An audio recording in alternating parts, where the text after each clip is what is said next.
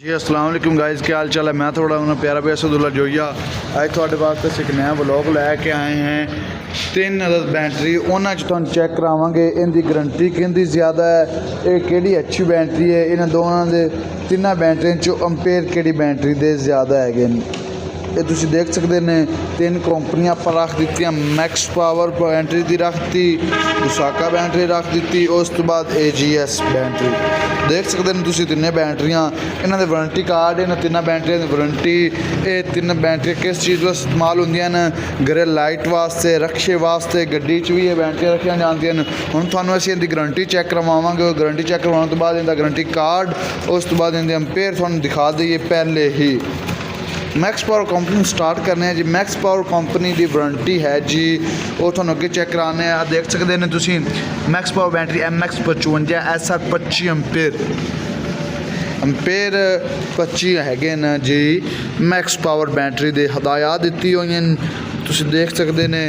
अगे भी तुम दसो है बैटरी की हदायत जलनी नहीं चाहिए। उस तो बाद हम उसाका बैटरी तुम चैक करवाएंगे HT सोलर 50 12 वोल्ट 20 अंपेयर। लो जी, मैक्स पावर बैटरी के अंपेयर ज़्यादा हैं उसाका बैटरी नाल। हुण तुहानूं AGS चैक कराना है 12 वोल्ट 20 अंपेयर चैक कर सकते हैं। दोनों बैटरियां तो मैक्स पर वध गई है। आ 5 प्लेट AGS WS 45 50 55 गारंटी होने की थोड़ा असीं चैक करवाएंगे। गारंटी कार्ड चैक करवाएंगे। AGS तो स्टार्ट करने इन्हों गारंटी कार्ड तो इन्हों गारंटी कितनी है।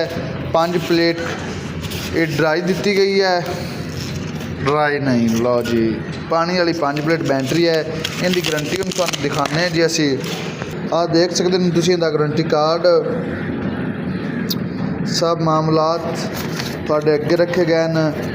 गारंटी इनकी किन्ने महीनों की है तो किन्ने दिनों की, वो भी तुसीं देख सकते हैं।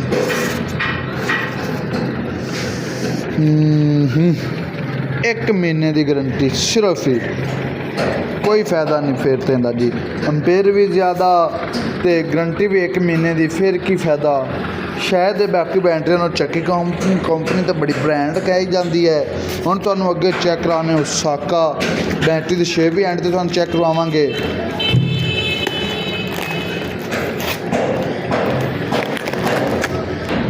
उसाका कंपनी का कार्ड आ चुका है अपने को, देख सकते हैं तुसीं। ओहो, पहले उन्होंने दस दिता 1 मंथ फ्री रिप्लेसमेंट गारंटी, 1 महीने की गारंटी उसाका कंपनी भी दे रही है जी। कार्ड तुसीं देख सकते हैं। चलने आप हुण अगे मैक्स पावर कंपनी का कार्ड निकाल लिया आप जी। इन तुहानूं गारंटी चेक कराने हैं।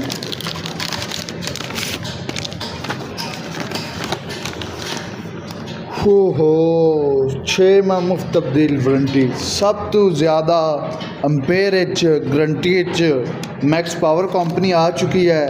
उस तो बाद ब्रांड तो 3 ही तुसीं जानते होगे। मैक्स पावर शायद तुसीं पहली बार वेख्या होगा, तो बाकी उसाका AGS तुसीं देखे होने ने। तुहानूं शेप चेक करा देने, देख सकते हैं। तीनों बैटरियां तुहानूं बाहर काट के इन्हां दी शेप चेक करा दी।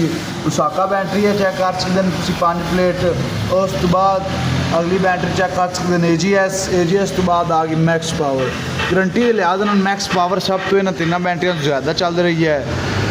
म्यार वेखा जाए तो फिर मैक्स पावर दे ज़्यादा किसी कंपनी अपनी गारंटी 6 माह दे रही, फिर अपन अगे पिछे बजन की जरूरत। ओके जी, अल्लाह हाफिज़। अगर तुम साडे चैनल ते नवे ने, साडे चैनल लाइक शेयर सबसक्राइब जरूर करना। अल्लाह हाफिज़। इन्हां दे रेट तुसीं साडे इनबॉक्स विच आके लै सकदे ने।